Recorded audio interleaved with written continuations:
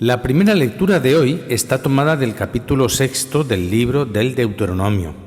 Es un texto tan importante que incluso los que no somos judíos recordamos el título que tiene dentro del lenguaje hebreo. Shema Israel Adonai Eloheinu, Adonai Echad.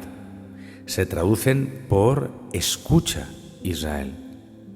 Los judíos piadosos, entre los cuales indudablemente se contaba la familia de Jesucristo, repetían esta oración varias veces al día. Escucha Israel, el Señor nuestro Dios es solamente uno. Amarás al Señor tu Dios con todo tu corazón, con toda tu alma, con todas tus fuerzas. Amor, amar a Dios, poner a Dios en primer lugar, referir todo a Dios, leerlo todo desde Dios, que Dios sea tu prioridad. Por ahí empieza. Es por ahí por donde comienza todo el camino de la ley de Moisés. Pero no solo de la ley de Moisés, porque siglos después un escriba le pregunta a Jesucristo. Le preguntó a Jesucristo cuál es el primero de los mandamientos. ¿Y Jesús qué respondió? Respondió con las palabras del Shema. Amarás al Señor tu Dios con todo tu corazón, con toda tu alma, con todas tus fuerzas. Así que esas palabras tienen validez, no solo en el Antiguo, sino también en el Nuevo Testamento. La vida del judío, la vida del cristiano, tienen su punto de referencia, su centro de gravedad, su meta última, su modo de caminar, solamente en eso que hoy proclamamos en la primera lectura. Amar a Dios sobre todas las cosas, sobre todas las cosas. ¿Y por qué es esto tan importante? Porque cualquier cosa que pongas en lugar de Dios terminará destruyéndote, incluso tu propio ego.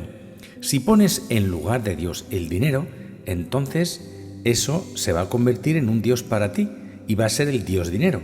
Y el Dios dinero va a destruir tu salud, el Dios dinero va a destruir tus principios, el Dios dinero va a destruir tu capacidad de compasión.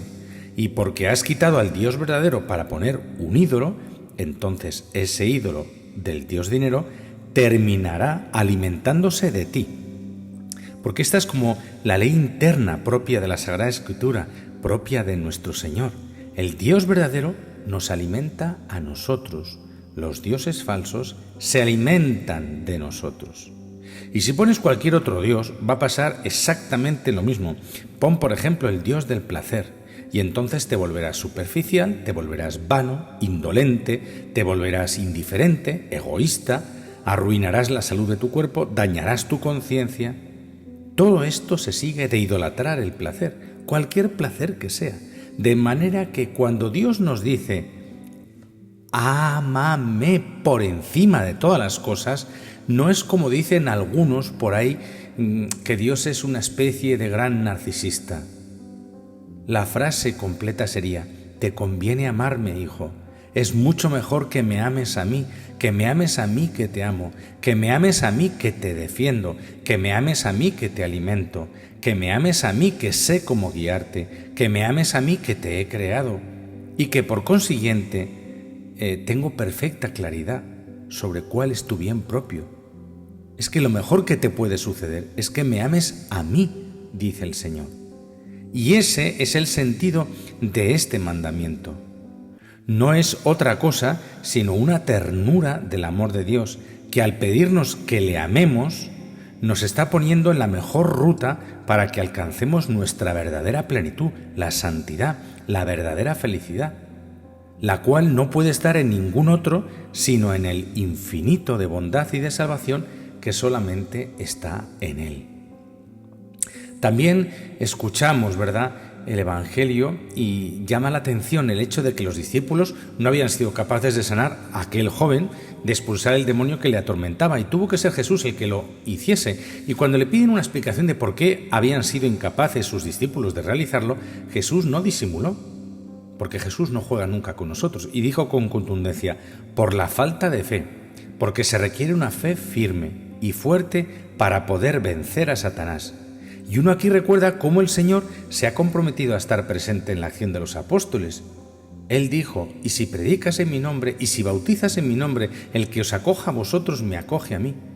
Entonces, el Señor se ha comprometido a estar presente, a garantizar la efectividad de la predicación y de la evangelización de los apóstoles.